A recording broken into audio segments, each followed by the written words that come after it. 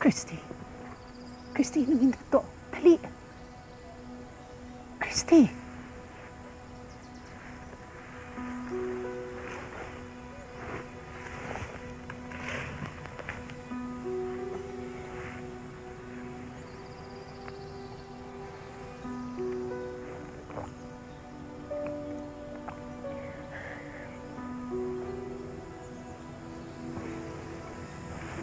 Manas na kayo dito, Aling Pusit. Pabayaan niyo na ako.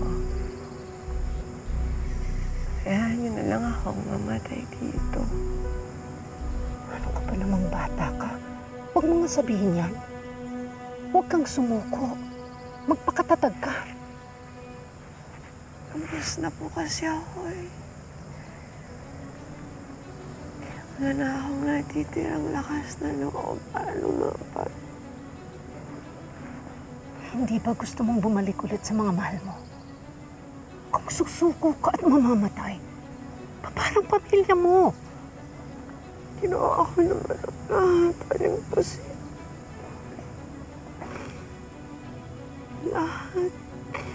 Pero lagi hindi po sa impyerno mo at ako nabagsak ko. May hindi ka pa nagagawa, Christy. Ang magtiis at maghintay ng tamang pagkakataon. Ano pong ibig niyong sabihin? Gawin mo na lang muna lahat ng gusto ni Leon at yakapin ang kalasag para humaba ang buhay mo. Alam kong mahirap gawin yon, pero kailangan mong tiisin at sikmurain. Dahil alam ko, yun lang ang makakasiguro ng kaligtasan mo. Habang ginagawa mo yun, magpalakas ka. Para pagdating ng araw, kapag wala nang nagsususpecha sa iyong tatakas ka, at may nakita ka ng magandang oportunidad, magagawa mo nang umalis sa lugar na to.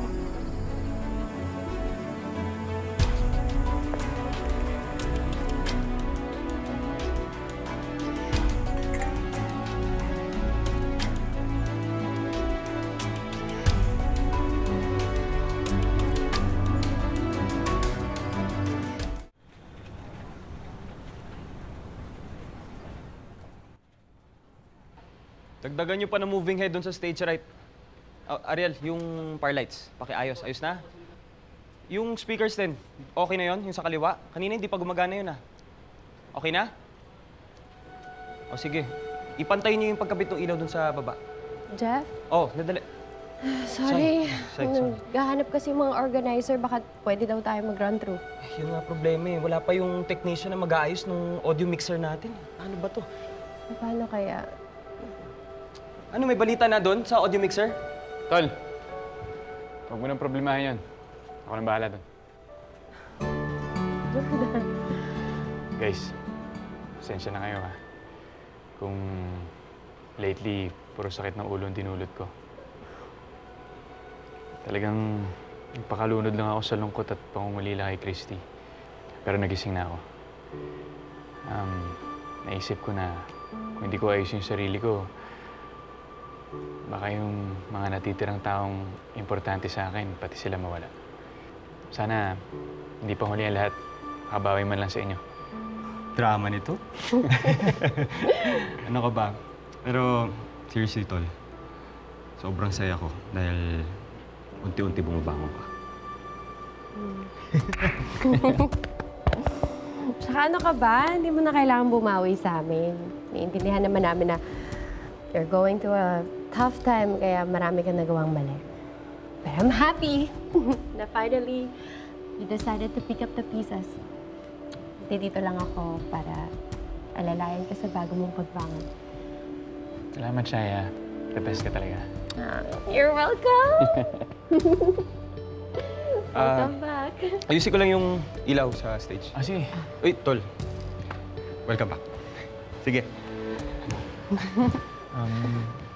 Oo nga pala, Shay. May gagawin ka ba this weekend? May favor sana ako sa'yo. Sure. Wala naman akong plans. Saan tayo pupunta?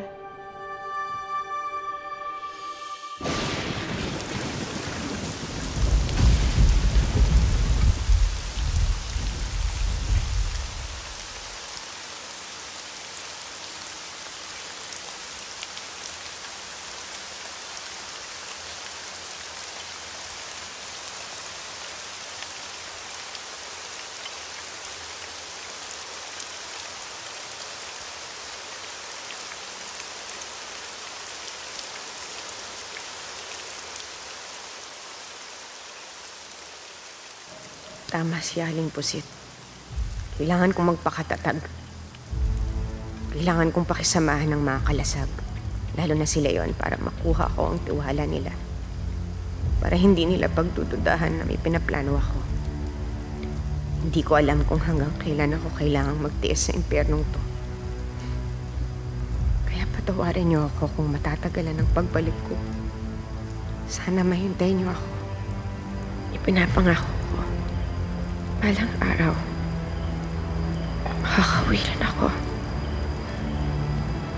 Kompleto ulit tayo.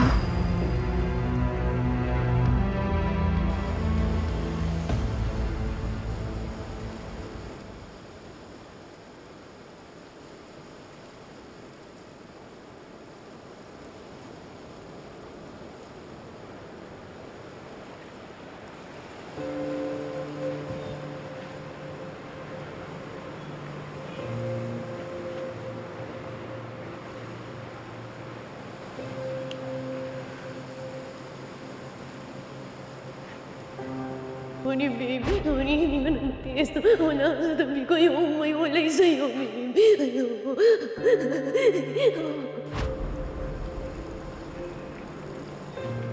Jordan, do you still think that this is a good idea? Baka kasi ma-depress ka na naman na bumalik tayo dito.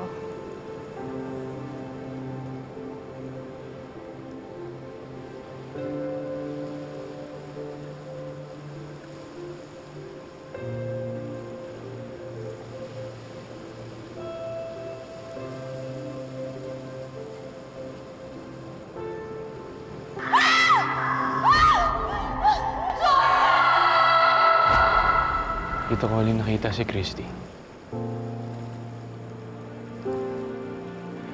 Dito ko rin uling nahawakan yung mga kamay niya. Tama lang na dito na magpaalam.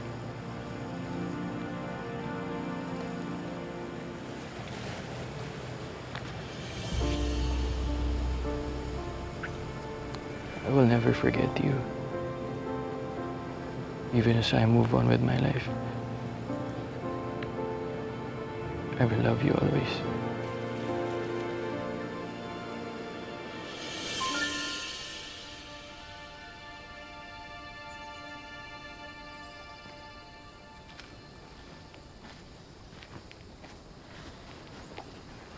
Ano? Ano, Christy? Bago na ba isip mo? Handa ka na bang makipagkasundo sa akin? Mapayag na ako, Leon.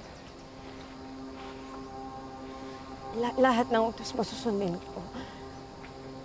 Hindi na ulit ako magtatakong tumakas ulit. Buksan mo na ba, Kulaw? Tinatapos ka na yung parusa niya. Teka, Leon. Paano ko nakakasigurong tutupad sa usapan yan? Paano ko tumakas ulit yan? Hindi yung gagawin, Leon.